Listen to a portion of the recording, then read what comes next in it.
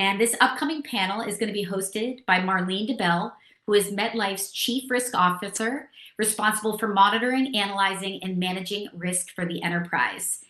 And Marlene is going to be joined by three very engaging panelists, including Michael Roberts, MetLife's Chief Marketing Officer. Michael leads the global brand and marketing organization in designing modern, value-driven marketing solutions to help MetLife build remarkable and enduring customer relationships and successfully execute on the strategy. Also joining Marlene and Michael will be award-winning innovator Reggie Fils-Aime. Most recently, Reggie was the President and Chief Operating Officer of Nintendo of America.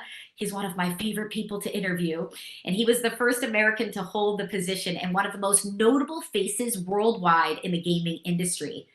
And last but certainly not least in this dynamic panel, Dr. Hakeem Oluseyi. Hakeem was once stationed at NASA headquarters and served as an astrophysicist and space scientist education lead for NASA's Science Mission Directorate. He's also a former TED Fellow, and he co-hosts several shows on the Science and Discovery Channel networks. So impressive lineup. Hear from this group of incredible professionals now. Allyship in action. Marlene, I'm going to turn it over to you. All right. Well, thank you, Katie, and hello, everyone. I'm Marlene Debel. I'm happy to be here today for a discussion on allyship. And I'm so very pleased to be joined by Michael Roberts, Reggie Fils-Aime, and Hakeem Oluseyi.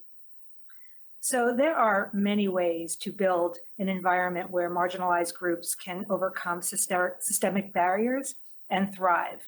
There's mentorship, there's sponsorship, and there's allyship, which are all themes that are being explored in the TTX conference. And while these strategies all have the same overall goal and some conceptual overlap, there are really distinct differences. So in order to set the stage for this discussion, let's begin by defining allyship and giving a few examples of allyship in action. So I'm going to start with my friend Michael. I know you recently hosted a session on leadership and allyship for several professional networking groups here at MetLife. Can you share how you define allyship and how is it different from other forms of support?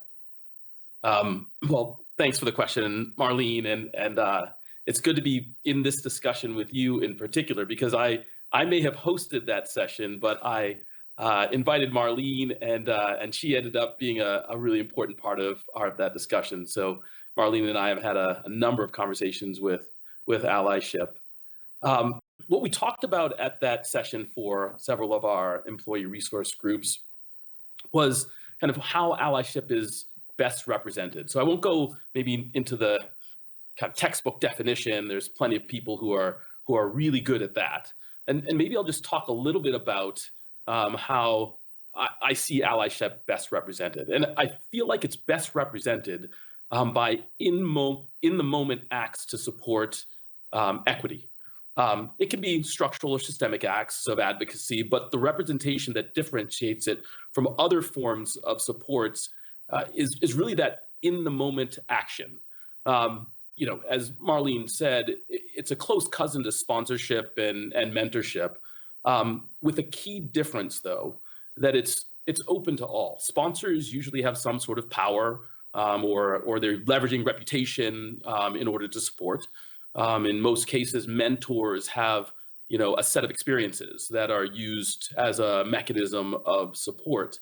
And really what I see from allies, and in the best representation of allies, is that they have a kind of a keen eye for situations where there's a challenge of inequity or injustice. And that in that moment, they use their voice to advocate for kind of equity or justice. So for me, a lot about allyship is about action, and it's action that that we all can take. That's great. That's great. Thanks, Michael. So my next question is I have a question for both Reggie and Hakeem. Not only have both of you had remarkable careers so far, and you've also recently written books on your life experience. So Hakeem, you wrote A Quantum Life, My Unlikely Journey from the Streets to the Stars. And Reggie, you wrote Disrupting the Game from the Bronx to the Top of Nintendo. They're both inspiring memoirs, and they have a common theme: rising to the top of your professions despite beginning with difficult circumstances. So while your stories are clearly ones of resilience and self-reliance, I'm sure you had supporters along the way.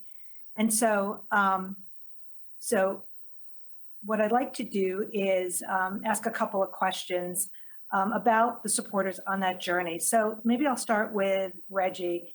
Can you share a story of when someone served as an ally in your career? Absolutely. And again, thanks for the opportunity to join in this discussion. You know, for me, that allyship happened very early. My transition was from being an undergrad at Cornell University, thinking I was going to have a career in finance and banking, and making a pivot to join Procter and Gamble in their brand management program. And through that pivot, I was connected with an individual who's now a very dear friend, a gentleman by the name of Bob Gill, who really was my first ally during my time at Procter and Gamble. He was there to engage with me, you know, demonstrate that intellectual curiosity and trying to understand how I was doing, because I was an undergraduate doing exactly the same job as people with MBAs who were 5 to 8 years older than I was. And so that connection of having someone who would be able to provide perspective, who could provide, you know, that in the moment type of guidance was just critically important for me. And that relationship really had the full gamut of starting as an ally, becoming a mentor, and eventually becoming a critical sponsor during my career at Procter and Gamble. But it was that engagement, that intellectual curiosity, that conversation that really helped me jumpstart my career and be successful at Procter and Gamble. Wow, that's great. I love the idea of the in the moment guidance. That really speaks to me. So maybe Hakeem, I'll ask the next question to you. Can you provide an example of an impactful allyship situation or relationship that you've had? Yes. I often say, and it's in my book, that I've made it in my career due to hope, hustle, and help. And the help has been allyship, sponsorship, mentorship. And you know, and now I can be the sponsor, I can be the mentor. But you know, it really is an in the moment thing. I have 1,000 examples for you, but I'm going to give you one because it's illustrative of perhaps how creative a person may need to be sometimes to get things done that are what should be done. But we haven't talked about why we have a need for allyship, right? And so the one thing I would say is that, you know, when you're in a career, it's hard for everybody. Everybody's competitive and trying to move up, you know. And the thing about being, you know, there's so many different elements of our identity that could lead you to be sort of like the one-off, you know. And so I like to think of it like, on the one hand, like the Serengeti plains, you know, the prey animals are looking for the outlier. They're not, you know, going for the strongest one. And so sometimes people from certain backgrounds can be that outlier. Now, what was really illustrative for me was my PhD advisor. This guy, Dr. Arthur Bertram Cuthbert Walker II, super square, incredibly intelligent, and yet I heard people talking trash about him all the time, right?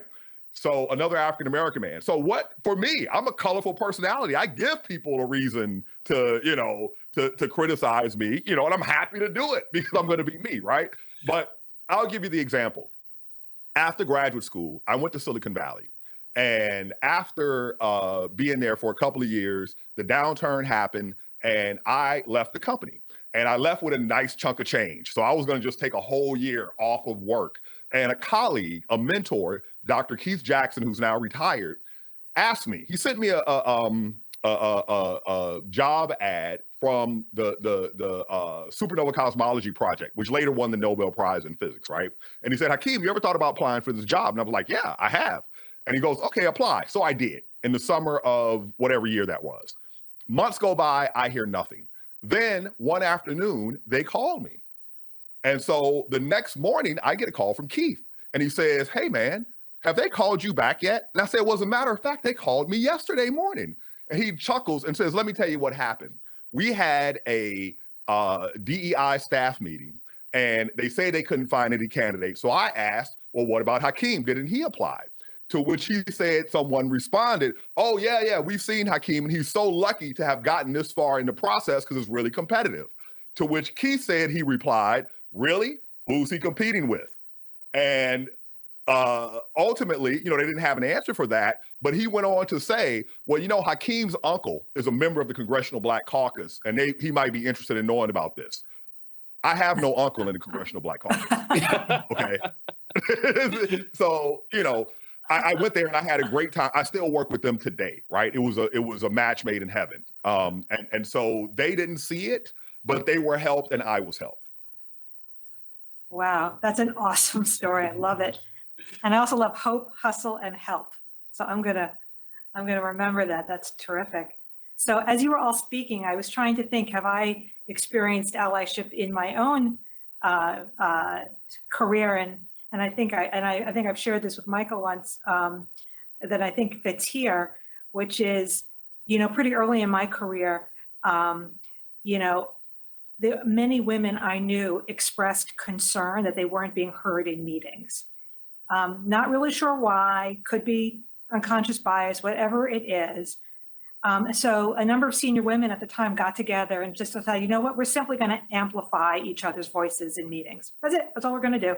So if Mary made a comment, somebody would say, oh, as Mary just said, or that to the point Mary just made, or that idea that she just really very simple stuff. But if I think about action, impactful action and allyship, that was a big confidence booster. And I think it really went a long way to moving the ball forward for women who thought they were not being heard. So that would, as I was just I thought I would just add in that example, because allyship, it can be such small things as well as the big ones, right? And that really is a good transition to allyship in action. And you've all clearly shown what a powerful influence that allyship can have. And now that you guys are all setting strategy in your own organizations, we're going to talk a little bit about what you can do to move allyship forward. So my next question, we're going to stick with Hakeem for a minute. Can you talk about what broader advancements you've seen in making allyship for women a priority, specifically in STEM? Well, when I would go give scientific colloquia at universities, quite often they would ask me to engage with their diversity community. All right. And I would always ask them the same question. I would say, what is the purpose of diversity programs? And they would give these idealistic answers, to which I would say, no, the purpose of diversity programs is to get pictures for the website and the brochure, because that's what actually resulted from them most of the time. Right. So I say that to say, we do a lot of speaking to these, this concern, but to the degree that there's actually action, I think that the real action is coming from the women themselves, right? Just like me as an African-American man, me being successful and striving and sticking with my career is impactful, right? Just because of the people who identify with me.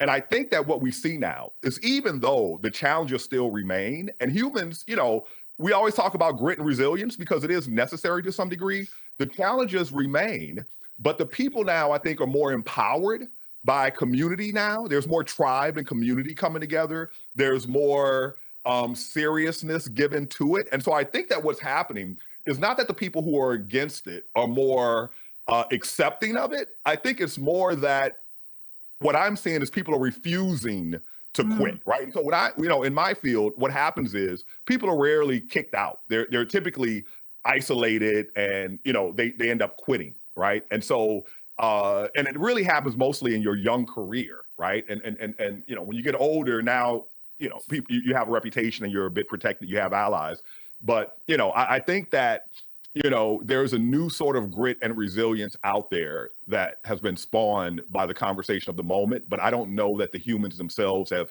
changed all that much. Yeah, that's a really interesting observation about people leaving and not quitting. I mean, not being forced out, but it's really food for thought about what causes that, right? And I think the idea of taking action to kind of bring that, particularly for women in their younger careers, I think I think that's where you get it. If you can get it right at that point in the career, then you've made a difference. You've changed the trajectory of the outcome. So very interesting. Thank you, Hakeem. Reggie, any specific examples of what you've done as a leader to further allyship for women in STEM fields in your own organization? Absolutely. And to that end, let me highlight just a couple stories. First for me, the concept of allyship, it didn't have that term when I was a hiring executive in the mid 1980s. But I had the opportunity to bring someone onto my team. And in owning that process, I had the full profile of the typical Procter and Gamble new employee, typically coming from a big school, typically white, male. And in creating my team, I specifically wanted a more diverse organization because I knew it would help me create better initiatives, better ideas that would have better results in the marketplace.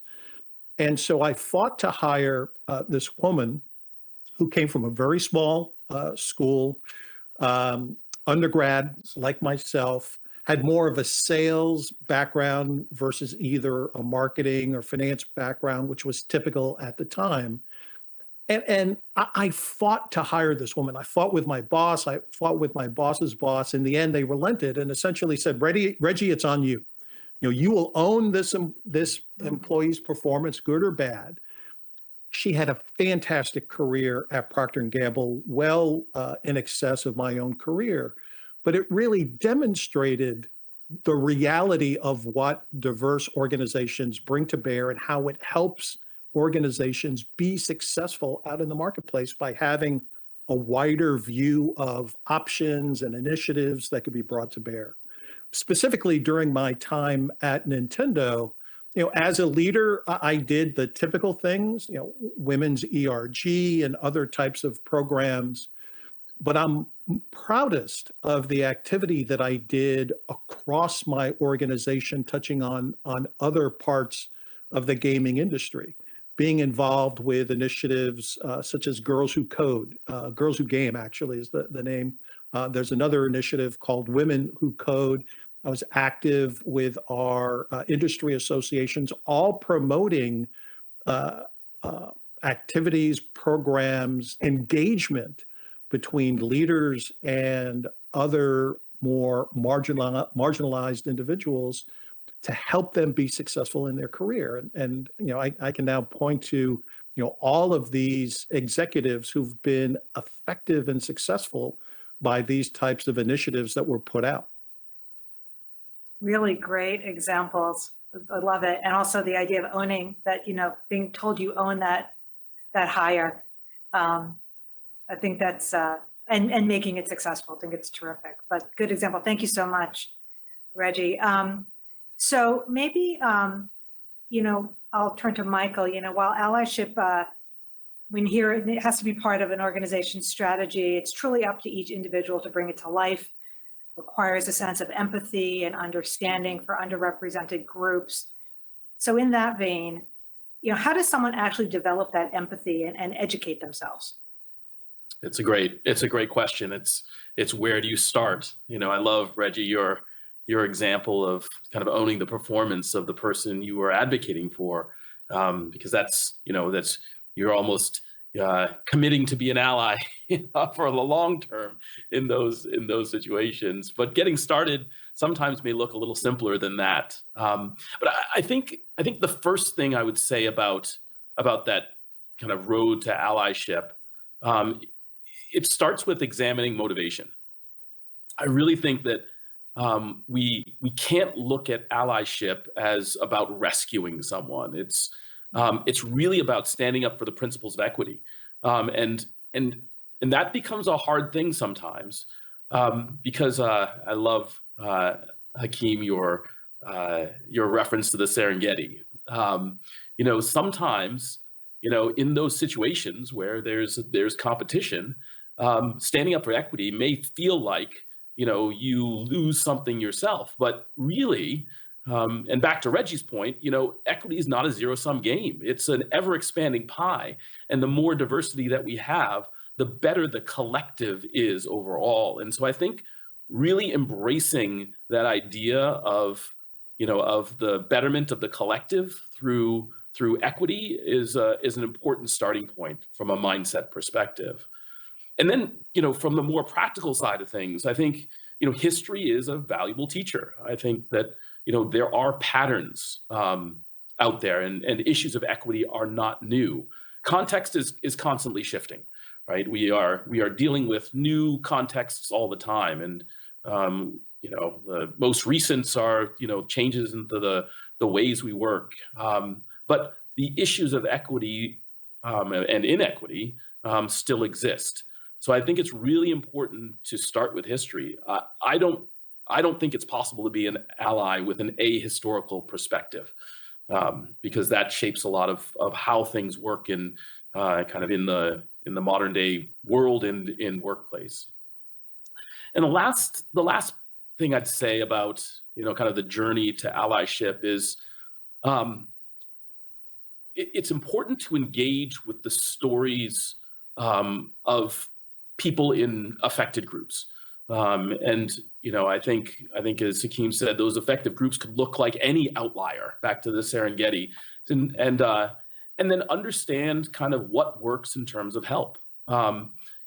Sometimes it's useful to ask before intervening if there's an in the moment opportunity, and God forbid, the wrong approach can sometimes be embarrassing or patronizing for people. And so I think understanding individual stories and having conversations and really digging into, the experience of those who have needed help is another kind of important step on the road to being an ally. But I think I think we've talked about all of these things in these examples, and you see in both Hakeem and Reggie's example and Marlene, your example as well, kind of, aspects of all of this, recognizing patterns, understanding what's happened before, and then finding ways to help in the most appropriate way. Yeah, Michael, I really want to reinforce that last point you made. For me, it's easy to be an ally with a group of young Black executives, as an example.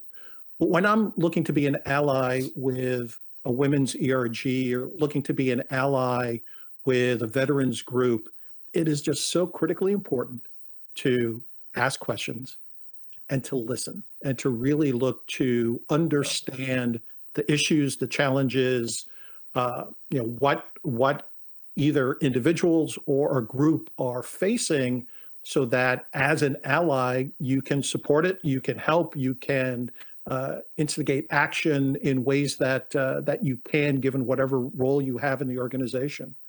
But the key behaviors of asking questions and listening are just so critical to being a great ally.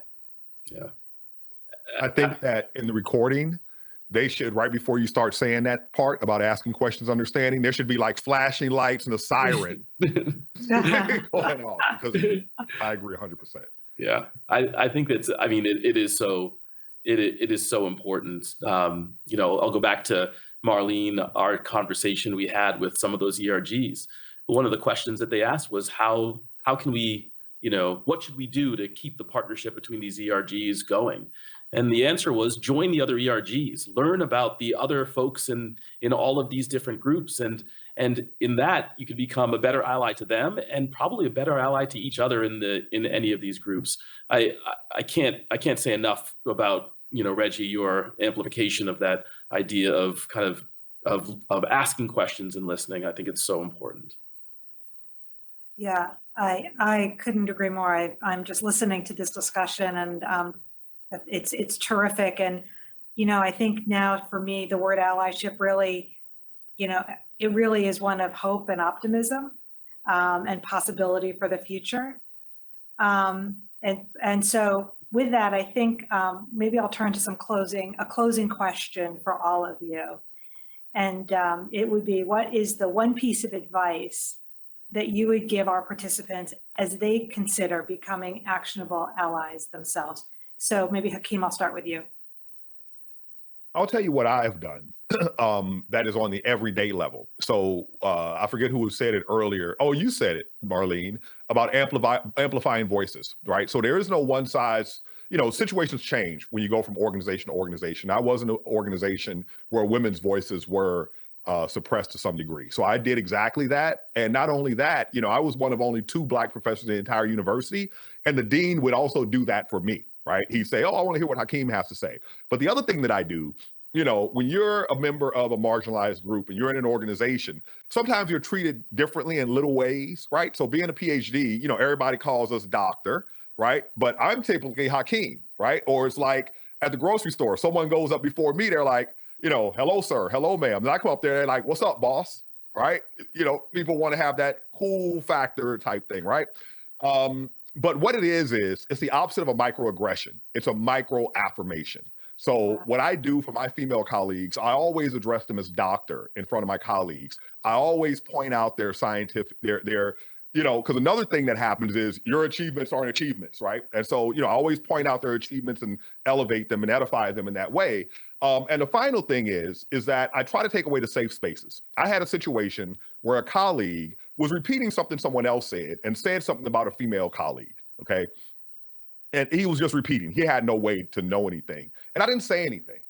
And it bothered me so badly that within weeks, I made a promise to myself that would never happen again. I'm not going to be the safe space, right? And so, it's sort of like, I've had white friends who are like, Hakeem, man, if you heard the things I've heard. And I'm like, dude, don't tell me. I don't want to, I like to think that people are individuals. I don't want to, put my mind in that space. But the thing is that on the everyday level, just elevating the person next to you, seeing their humanity, and seeing their accomplishment, and recognizing when your thoughts are going into a standard trope.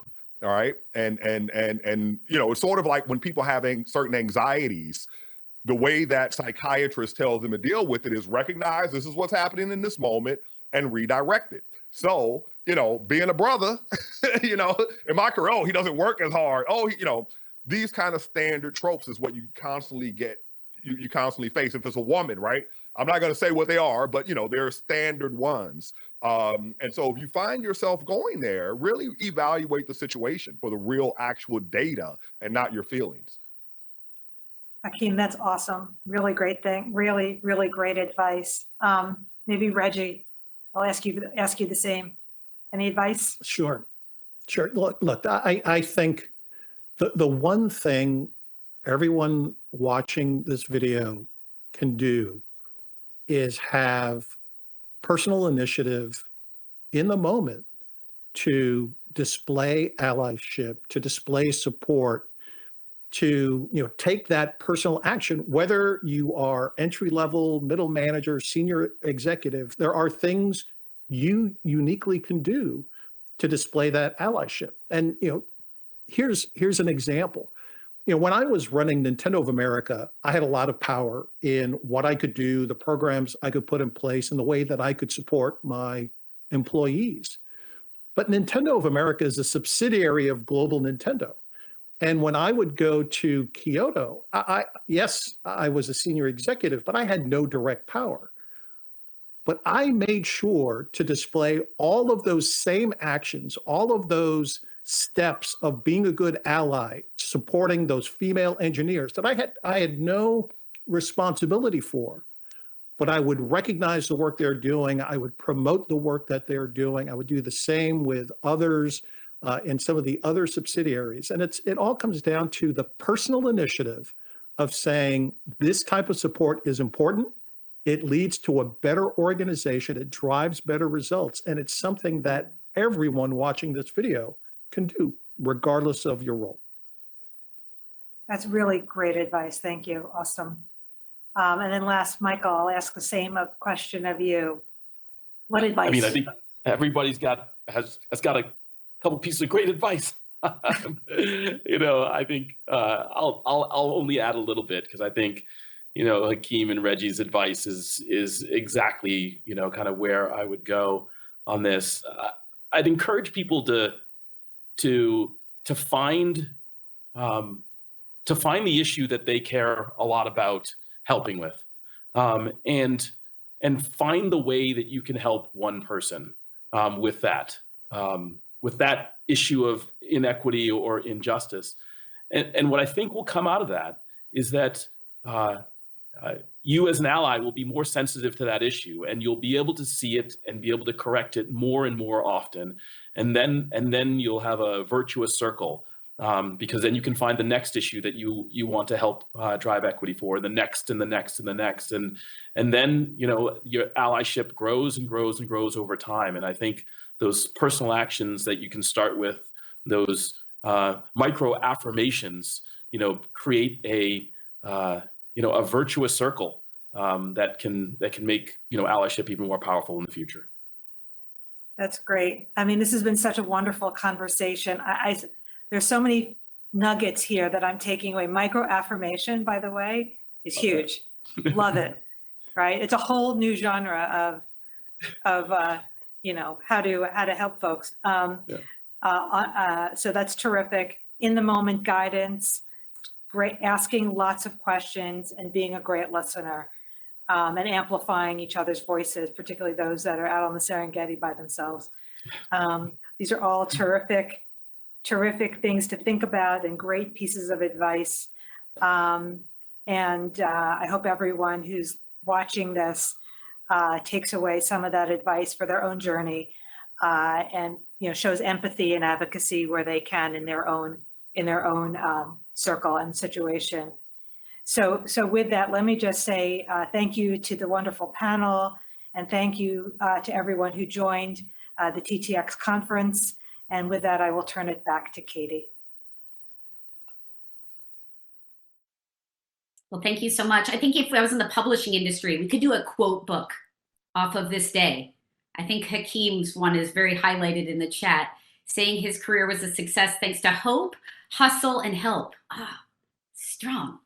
Also, just want to quickly flag that we heard the words ERG mentioned quite a few times. Want to highlight that this stands for Employee Resource Groups and is a great way to join or to start one at your firm if they aren't already a resource.